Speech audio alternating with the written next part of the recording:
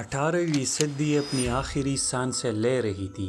زمانہ بدل رہا تھا۔ مغل سلطنت کی شمع مدھم ہو چکی تھی اور انگریز ہندوستان کے مختلف حصوں پر قبضہ کرنے کے بعد آہستہ آہستہ دہلی کی فضا پر بھی چھاتے جا رہے تھے۔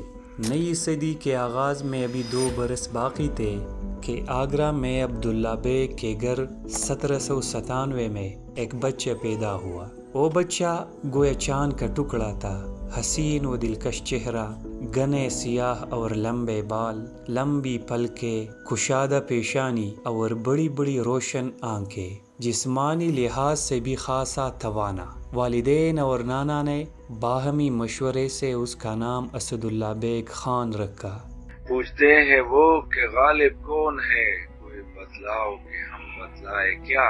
اس وقت کسی کو یہ اندازہ نہ تھا کہ یہی بچہ آگے چل کر اردو زبان و ادب کی دنیا میں ایک ایسا نام بنے گا جسے زمانہ مرزا غالب کے نام سے یاد کرے گا۔ اب ذرا مرزا غالب کے والد کا ذکر کرتے ہیں۔ غالب کے والد عبداللہ بیگ پہلے لکھنؤ میں نواب آصف الدولہ کے دربار سے وابستہ تھے۔ کچھ عرصے بعد وہ حیدرآباد چلے گئے جہاں نظام علی خان کی خدمت میں رہے۔ پھر حالات نے کروٹ لی اور وہ آگرہ واپس آ گئے۔ آگرہ میں خواجہ غلام حسین کی صاحبزادی عزت النساء بیگم سے ان کی شادی ہوئی۔ بعد ازاں وہ راجہ بختیور سنگھ کے پاس الور چلے گئے۔ انہی دنوں الور میں ایک جاٹ نے بغاوت کر دی۔ ریاستی فوج کو حرکت میں لایا گیا اور مرزا عبداللہ بیگ کا دست بھی اس فوج میں شامل کر لیا گیا۔ سو پشت سے ہے پیشہ آبا سپاہ گری، کچھ شاعری ذریعہ عزت نہیں مجھے۔ راج گڑھ کے مقام پر دونوں فریق آمنے سامنے آئے اور سخت لڑائی ہوئی۔ اسی معرکے کے دوران 1802 میں ایک گولی عبداللہ بیگ کو لگی اور وہ انتقال کر گئے۔ مرزا عبداللہ بیگ اپنے پیچھے ایک بیوہ، 2 بیٹے اسداللہ بیگ خان اور یوسف علی خان اور ایک بیٹی چھوڑ گئے۔ ان معصوم بچوں کی پرورش کی ذمہ داری ان کے چچا نصر اللہ بیگ نے سنبھالی۔ وہ مرہٹوں کی طرف سے آگرہ کے صوبیدار تھے۔ بعد میں جب آگرہ میں انگریزوں کی عملداری قائم ہوئی تو نصر اللہ بیگ کو 400 سواروں کا سالار مقرر کیا گیا۔ وہ اپنے مرحوم بھائی کی اولاد سے بے حد محبت کرتے تھے اور انہیں اپنی اولاد ہی کی طرح عزیز رکھتے تھے، مگر تقدیر کو شاید کچھ اور ہی منظور تھا۔ زیادہ عرصہ نہ گزرا تھا، ایک معرکے کے دوران نصر اللہ بیگ ہاتھی سے گر پڑے اور سن 1806 میں اس دنیا سے رخصت ہو گئے۔ والد اور چچا کے انتقال کے بعد مرزا غالب کے نانا خواجہ غلام حسین نے ان کی پرورش کی ذمہ داری اٹھا لی۔ یوں غالب کی ابتدائی زندگی نوابی ٹاٹ اور شاہانہ انداز میں بسر ہونے لگی۔ یاد رہے کہ غالب کے والد اپنے سسرال میں گھرداماد کے طور پر رہتے تھے۔ اسی ماحول میں غالب نے بچپن اور لڑکپن کے دن گزارے۔ اس زمانے میں مرزا کو شطرنج، چوسر اور پتنگ بازی کا بڑا شوق تھا۔ رفتہ رفتہ انہیں شراب نوشی کا ذوق بھی لگ گیا۔ اگر غالب کی شادی کی بات کی جائے تو مرزا کی عمر ابھی 13 برس بھی پوری نہ ہوئی تھی کہ ان کی شادی نواب الہی بخش خان معروف کی صاحبزادی امراؤ بیگم سے ہو گئی۔ اس شادی کے بعد مرزا نے آگرہ چھوڑ کر دہلی میں مستقل سکونت اختیار کر لی۔ غالب کے چچا نصر اللہ بیگ کو حکومت کی طرف سے جو پینشن ملتی تھی، اس میں سے مرزا غالب کا حصہ تقریباً 750 روپے تھا۔ اس کے علاوہ غالب کی والدہ بھی زندہ تھی اور وقتاً فوقتاً ان کی مدد کرتی رہتی تھی۔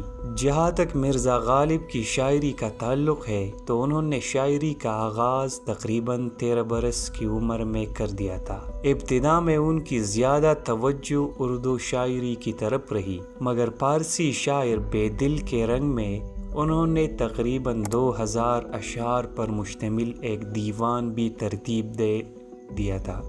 بعد میں غالب نے فارسی شعراء کے رنگ میں کہے ہوئے اپنے بیشتر کلام کو رد کر دیا۔ ابتدا میں وہ اسد تخلص استعمال کرتے تھے، مگر بعد میں انہوں نے غالب کو اپنا مستقل تخلص بنا لیا۔ اولاد کے معاملے میں بھی غالب کی قسمت نے ان کا ساتھ نہ دیا۔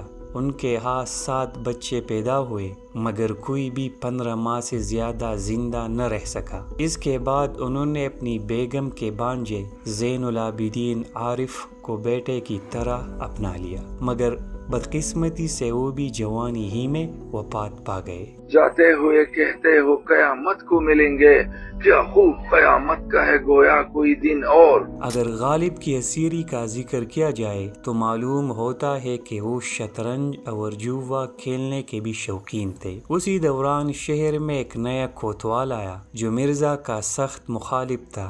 حسد اور رقابت کی بنا پر اس نے مرزا پر قمار بازی کا مقدمہ قائم کر دیا۔ نتیجہ یہ نکلا کہ مرزا غالب کو 6 ماہ قید کی سزا سنائی گئی، تاہم 3 ماہ گزرنے کے بعد مجسٹریٹ نے خود ہی ان کی رہائی کی سفارش کر دی اور یوں مرزا قید سے آزاد ہو گئے۔ اس واقعے نے انہیں بہت دل برداشتہ کر دیا تھا۔ بازیچے اطفال ہے دنیا میرے آگے، ہوتا ہے شب و روز تماشا میرے آگے۔ مرزا غالب کے چھوٹے بھائی مرزا یوسف خان ان سے 2 سال کم عمر تھے۔ افسوس کہ 30 برس کی عمر میں وہ ذہنی توازن کھو بیٹھے۔ ان کی بیوی اور بچے بھی انہیں چھوڑ گئے۔ ایک پرانا ملازم اور ایک بوڑھی کنیز آخر وقت تک ان کے ساتھ رہے۔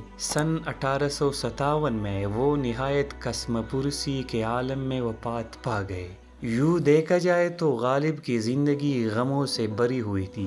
بچپن میں والد کا سایہ سر سے اٹھ گیا، چچا کا انتقال ہو گیا، بھائی دیوانگی اور پھر وفات کا شکار ہوا، اولاد کی محرومی، مالی مشکلات اور عزیزوں کی جدائی۔ گویا دنیا کا کوئی غم ایسا نہ تھا جو غالب کے حصے میں نہ آیا ہو، لیکن مرزا شکایت کے بجائے کہتے تھے، میری قسمت میں غم گر اتنا تھا، دل بھی عرب کئی دیے ہوتے۔ سن 1865 عیسوی میں جب غالب رامپور سے واپس آ رہے تھے تو ایک سخت حادثہ پیش آیا۔ برسات کے دن تھے اور دریائے گنگا میں سیلاب آیا ہوا تھا۔ غالب خود پالکی میں سوار تھے۔ جو ہی ان کی پالکی دریا کے دوسرے کنارے پہنچی تو پانی کے ایک تیز ریلے نے پل کو بہا دیا۔ ملازم تمام اسباب اور زاد راہ کے ساتھ ایک کنارے رہ گئے جبکہ غالب اکیلے دوسرے کنارے پر رہ گئے۔